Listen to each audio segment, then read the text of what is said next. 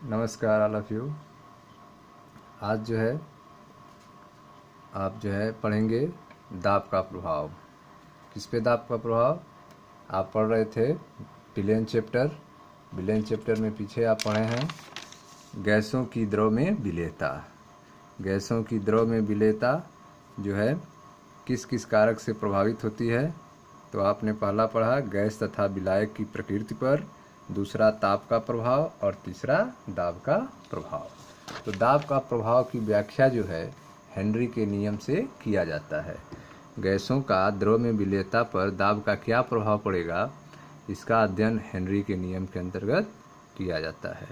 इससे पहले जो है आप पढ़े हैं कि ठोस का द्रव में विलेयता का क्या प्रभाव होगा, दाब का। तो ठोस की द्रव में विलेयता पर दाब का कोई प्रभाव नहीं होता है। ठीक है, कोई प्रभाव नहीं होता है, क्योंकि जो है द्रव और ठोस दोनों क्या होते हैं, असंपीड्य होते हैं, इसलिए दाब का कोई प्रभाव नहीं होता है ठोसों की द्रव में विलेयता पर। अब आप देखेंगे गैसों की द्रव में विलेयता पर दाब का क्या प्रभाव पड़ता है। ठीक है, इसके लिए हेनरी नामक वैज्ञानिक ने अपना नियम दिया। देखें, विलयन पर दाब बढ़ने से, विलयन पर दाब बढ़ने से गैस की विलेयता बढ़ती है। विलयन पर अगर आप दाब बढ़ाएंगे तो इससे गैस की विलेयता बढ़ती है। सर्वप्रथम विलियम हेनरी ने दाब तथा गैसों की विलेयता के मध्य मात्रात्मक संबंध स्थापित किया, जिसे हेनरी नियम कहते हैं। ठीक, हेनरी नियम क्या है देखें, स्थिर ताप पर किसी दिए गए द्रव में किसी गैस की विलेयता आरोपित दाब के समानुपाती होती है। स्थिर ताप पर किसी दिए गए द्रव में गैस की विलेयता आरोपित दाब के समानुपाती होती है। हेनरी ने क्या कहा कि गैस की विलेयता जो होगी वह आरोपित दाब के समानुपाती होती है। जितना आप अधिक दाब लगाएंगे उतने ज्यादा गैस क्या होगी, विलेय होगी। या फिर दूसरे शब्द में कैसे कहेंगे, स्थिर ताप पर किसी गैस की द्रव में विलेयता गैस के दाब के समानुपाती होती है। स्थिर ताप पर किसी गैस की द्रव में विलेयता गैस के दाब के समानुपाती होती है। गणितीय रूप में कैसे लिखेंगे, यम स्मॉल यम समानुपाती पी नियत ताप पर। समानुपाती हटाएंगे, इक्वल टू करेंगे तो एक नियतांक आएगा। ठीक है, तो स्मॉल यम बराबर के इंटू पी, जहां पर स्मॉल यम क्या है, गैस का द्रव्यमान है, पी गैस का दाब है और के है समानुपाती स्थिरांक। ठीक है, समानुपाती स्थिरांक का मान गैस की प्रकृति, विलायक की प्रकृति और ताप पर निर्भर करता है। ठीक, अब आप देखें इसमें डाल्टन के अनुसार, ठीक है, वैज्ञानिक डाल्टन ने नियम दिया गैसों के लिए। डाल्टन के अनुसार किसी द्रवी विलयन में गैस की विलेयता गैस के आंशिक दाब पर निर्भर करती है। ठीक है, डाल्टन ने बताया किसी द्रवी विलयन में गैस की जो विलेयता होगी, ठीक है, वो गैस के आंशिक दाब पर निर्भर करेगी, दाब पर नहीं, गैस के आंशिक दाब पर निर्भर करेगी। ठीक है, तो यदि हम विलयन में गैस के मोल अंश को, विलयन में गैस के मोल अंश को उसकी विलेयता की माप माने, किसको मानना है विलेयता की माप, मोल अंश को, तो हम कह सकते हैं कि किसी विलयन में गैस का मोल अंश, किसी विलयन में गैस का मोल अंश उस विलयन के ऊपर उपस्थित गैस के आंशिक दाब के समानुपाती होता है। ठीक है, किसी विलयन में गैस का मोल अंश उस विलयन के ऊपर उपस्थित गैस के आंशिक दाब के समानुपाती होता है। ठीक है, सामान्य रूप से हेनरी नियम के अनुसार, ठीक है, देखें ध्यान से, सामान्य रूप से हेनरी नियम के अनुसार कैसे इसको कह सकते हैं, किसी गैस का वाष्प दाब में आंशिक दाब, किसी गैस का वाष्प दाब में आंशिक दाब उस विलयन में गैस के मोल अंश के समानुपाती होता है। ठीक है, यह भी हेनरी का नियम है, जो क्या है, सर्वाधिक प्रचलित है। इससे पहले भी आपने जो पढ़ा वह भी हेनरी का नियम था, लेकिन यह जो आप पढ़ने जा रहे हैं यह सर्वाधिक प्रचलित नियम है हेनरी का। किसी गैस का वाष्प दाब में आंशिक दाब स्मॉल पी उस विलयन में गैस के मोल अंश के समानुपाती होता है। ठीक है, तो गैस की वाष्प अवस्था में आंशिक दाब स्मॉल पी उस विलयन में गैस के मोल अंश x के समानुपाती होता है। p समानुपाती x, समानुपाती इक्वल टू करेंगे, एक नियतांक आएगा, तो P equal to KH into x. ठीक है, P बराबर KH इंटू एक्स या KH बराबर P बटा एक्स। यहाँ पे जो KH है उसको हेनरी स्थिरांक कहते हैं। ठीक है, अब हेनरी स्थिरांक KH क्या होता है? गैस का आंशिक दाब P बटे विलयन में गैस का मोल प्रभाज्य। ठीक है, हेनरी स्थिरांक क्या किसे कहते हैं? हेनरी स्थिरांक गैस का आंशिक दाब तथा विलयन में गैस के मोल प्रभाज्य के अनुपात को हेनरी स्थिरांक KH कहते हैं। ठीक है, तो यह जो है जो समीकरण है P equal to KH into x, यह हेनरी नियम का सर्वाधिक प्रचलित रूप है। ठीक है, अब आप देखो KH का समान ताप पर भिन्न गैसों के लिए KH का मान भिन्न भिन्न होता है। ठीक है, तो समान ताप पर अलग अलग गैसों के लिए KH का मान क्या होता है? अलग अलग होता है। समान ताप पर विभिन्न गैसों के लिए KH का मान भिन्न भिन्न होता है, अर्थात KH का मान गैस की प्रकृति पर निर्भर करता है। KH का मान गैस की प्रकृति पर निर्भर करता है, इसीलिए समान ताप पर अलग अलग गैसों के लिए KH का मान अलग अलग होता है। ठीक है, KH का मान जितना अधिक होगा द्रव में गैस की विलेयता उतनी ही कम होगी। ठीक है, जिसके लिए KH का मान जितना ही अधिक होगा द्रव में उस गैस की विलेयता उतनी ही क्या होगी? कम होगी। KH का मान ताप वृद्धि पर बढ़ता है। ठीक है, KH का मान ताप वृद्धि पर बढ़ता है, तो अगर आप टेम्परेचर बढ़ाएंगे तो KH का मान बढ़ जाएगा, लेकिन जब KH का मान बढ़ जाएगा तो उस द्रव में गैस की विलेयता क्या हो जाएगी? घट जाएगी। इसीलिए पानी को जब गर्म करते हैं तो KH का मान बढ़ जाता है, जिससे ऑक्सीजन घुलने की दर क्या हो जाती है? कम हो जाती है। नाइट्रोजन और ऑक्सीजन दोनों के लिए ताप बढ़ने पर KH का मान बढ़ता है, इसीलिए उसकी विलेयता ऑक्सीजन की घटती है, अर्थात ताप बढ़ने पर इन गैसों की विलेयता घटती है। ठीक है, ताप बढ़ने पर इन गैसों की विलेयता घटती है। यही कारण है कि जलीय जंतुओं के लिए गर्म जल की तुलना में ठंडे जल में रहना अधिक आरामदायक होता है, क्योंकि गर्म जल में क्या होगा? KH का मान अधिक होगा, और KH का मान अधिक होगा तो गैसों की विलेयता कम होगी, कम गैस पाए जाएंगे उस जल में। ठीक है, इसीलिए जलीय जंतु सही से नहीं रह पाएंगे, लेकिन जो जल ठंडा रहेगा, ठीक है, तो उसमें ज़्यादा जो है गैसें पाई जाएंगी, ज़्यादा ऑक्सीजन रहेगा और वो आरामदायक आराम से जलीय जंतु रहेंगे। ठीक है, अब आप देखो हेनरी नियम की क्या सीमाएं हैं, लिमिटेशन क्या है। हेनरी नियम केवल तभी लागू होता है जब निम्नलिखित शर्तें संतुष्ट होती हैं। पहला, दाब कम होना चाहिए तथा ताप अधिक होना चाहिए। हेनरी नियम तभी लागू होगा जब दाब कम होना चाहिए तथा ताप अधिक होना चाहिए, अर्थात गैस को आदर्श गैस के समान व्यवहार करना चाहिए। ठीक है, गैस का विलायक के साथ यौगिक निर्माण, गैस का विलायक के साथ यौगिक निर्माण नहीं होना चाहिए।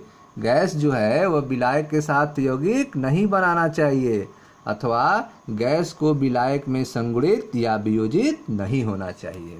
ठीक है, अगर ऐसा होगा, ठीक है, अगर इन दोनों पालन होगा तो हेनरी नियम जो है लागू होगा, लेकिन अगर ठीक है वह वियोजित होगा, संगुणित होगा, तो उस पर हेनरी नियम लागू नहीं होगा। हेनरी नियम का क्या यूज है?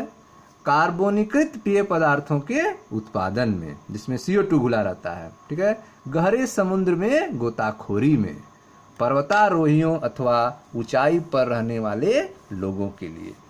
ठीक है, तो यह आपने देखा हेनरी नियम की क्या सीमाएं हैं। तो यह जो है हेनरी नियम, दाब कम होना चाहिए, ताप अधिक होना चाहिए, अर्थात गैस को आदर्श गैस के समान व्यवहार करना चाहिए, गैस का विलायक के साथ यौगिक निर्माण नहीं होना चाहिए, अथवा गैस को विलायक में संगुणित या वियोजित नहीं होना चाहिए। ठीक है, तो हेनरी नियम सीमाएं हो गई। हेनरी नियम का यूज क्या है?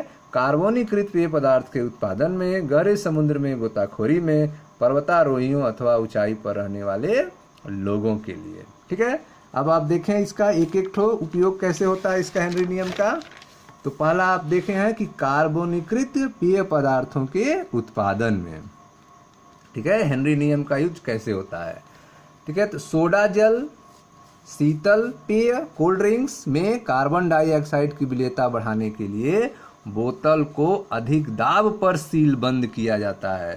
ठीक है, तो जो सोडा वाटर है या कोल्ड ड्रिंक्स है उसमें कार्बन डाइऑक्साइड गैस ज़्यादा घुले, इसलिए उस पर क्या करना पड़ेगा, अधिक दाब लगाना पड़ेगा। अधिक आप दाब लगाएंगे तो CO2 उसमें ज़्यादा घुलेगा। यह किसने बताया था, हेनरी ने बताया था। ठीक है, तो उन्हीं के अनुसार जो है प्रेशर लगाया जा रहा है। CO2 ज़्यादा घुलेंगे, उसके बाद सील बंद किया जाए। लेकिन जब बोतल को वायु में आप खोलेंगे तो दाब वायुमंडलीय दाब के बराबर हो जाएगा, तो वह CO2 जो है आंशिक दाब घट जाएगा और वह ऊपर आने लगेगा, बुलबुले के रूप में बाहर आने लगेगा। देखें ध्यान से, सोडा जल और शीतल पेयों में CO2 की विलेयता बढ़ाने के लिए बोतल को अधिक दाब पर सीलबंद किया जाता है। ठीक है, जब बोतल को वायु में खोला जाता है तो विलयन के ऊपर CO2 का आंशिक दाब घट जाता है, जिसके कारण विलेयता घट जाती है और CO2 बुलबुलों के रूप में बाहर आ जाती है। ठीक है ना, तो यह हेनरी के नियम के अनुसार जो है CO2 को ज़्यादा से ज़्यादा घोला गया है अधिक दाब लगा के, लेकिन जब उसको खोला गया है तो तुरंत दाब कम हो गया है, विलेयता घट गई है और CO2 बुलबुलों के रूप में बाहर आने लगा है। दूसरा यूज देखें, गहरे समुद्र में गोताखोरी में। गहरे समुद्र में गोताखोरी में, ठीक है, गहरे समुद्र में श्वास लेते हुए गोताखोरों को अधिक दाब पर गैसों की अधिक घुलनशीलता का सामना करना पड़ता है। ठीक है, तो जो गोताखोर हैं, जो समुद्र में डुबकी लगाते हैं, जब वो गहरे समुद्र में चले जाते हैं तो उनके ऊपर प्रेशर बढ़ जाता है। ठीक है, प्रेशर बढ़ जाता है। प्रेशर के कारण जो है, जो गैसें होती हैं वो उनके ब्लड में घुलने लगती हैं। जो टैंक में वो गैस लेकर गए रहते हैं सांस लेने के लिए, वह नाइट्रोजन की गैसें जो हैं उनके ब्लड में घुल जाती हैं, और जब वह ऊपर आते हैं तो प्रेशर कम होता है, तो वह नाइट्रोजन की जो गैस हैं वो उनके ब्लड केशिकाओं में बुलबुले बना देती हैं। ब्लड केशिकाओं में बुलबुले बन जाती है। ठीक है, जिसके कारण उन्हें बहुत हानि होती है, क्षति पहुंचती है। ठीक है, उनको मेडिकल ट्रीटमेंट की जरूरत पड़ती है, जिसे बेंट्स कहते हैं। इस घटना को बेंट्स कहते हैं। यह अत्यधिक पीड़ादायक होता है, जानलेवा होता है।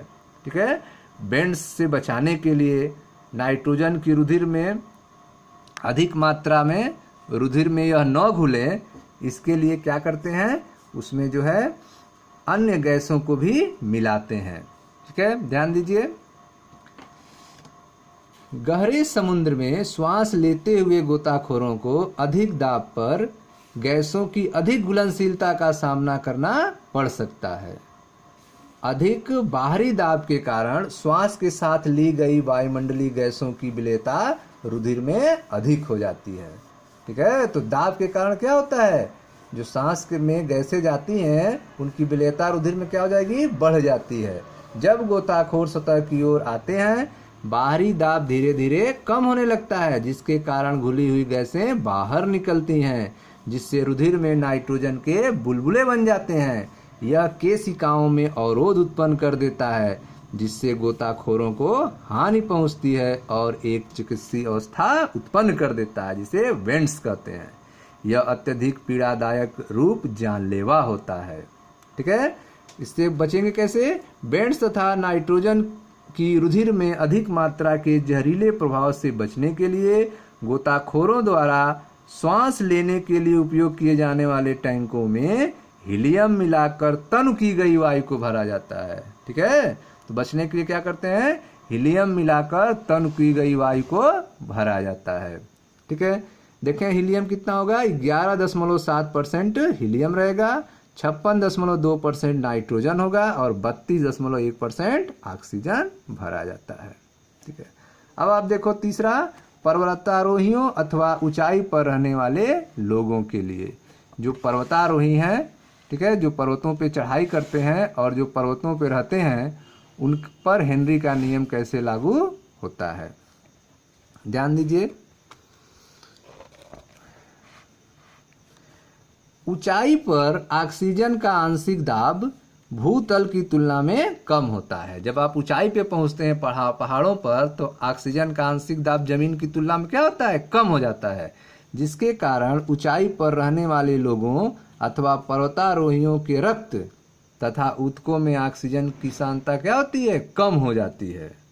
ठीक है, तो इस कमी के कारण क्या होगा, इस कमी के कारण वे दुर्बलता तथा सोचने समझने की क्षमता में कमी का अनुभव करते हैं। इस रोग को एनाक्सिया कहते हैं। इस रोग को क्या कहते हैं, एनाक्सिया कहते हैं। ठीक है ना। इससे बचने के लिए पर्वतारोही ऑक्सीजन टैंकों, क्या करेंगे, इससे बचने के लिए पर्वतारोही ऑक्सीजन टैंकों को साथ लेकर जाते हैं, ठीक है, जिससे ऑक्सीजन उनको मिलता रहे और एनाक्सिया न हो। स्थानीय लोगों के रक्त में लाल रुधिर कणिकाओं की मात्रा अधिक हो जाती है, जिससे वे बचे रहते हैं। जो लोकल लोग हैं जब वहाँ रहने लगेंगे तो ब्लड में क्या होगा, WBC की मात्रा बढ़ जाएगी। जब WBC की मात्रा बढ़ जाएगी तो इससे क्या होगा, ज़्यादा से ज़्यादा ऑक्सीजन जो है, ठीक है, एब्जॉर्ब होने लगेगा और एनाक्सिया की संभावना कम हो जाएगी, ठीक है। इसीलिए जो पहाड़ों पे रहते हैं लोग, उनके ब्लड में RBC की मात्रा ज़्यादा पाई जाती है। लेकिन पर्वतारोही तुरंत पहुंचा रहेगा, उसके लिए क्या होगा, उसके लिए टैंक लेकर जाना पड़ता है और वह ऑक्सीजन से, टैंक से ऑक्सीजन से शोषण करता है, जिससे उसको एनाक्सिया नहीं होने पाता है, ठीक है। तो इस तरह से आपने देखा, ठीक है, हेनरी का नियम जो है कैसे यूज हुआ है, ठीक है। गैसों की द्रव में विलेयता पर दाब का प्रभाव जो किसके अंतर्गत आता है, हेनरी के नियम के अंतर्गत आता है। इसको आपने पढ़ा, ठीक है।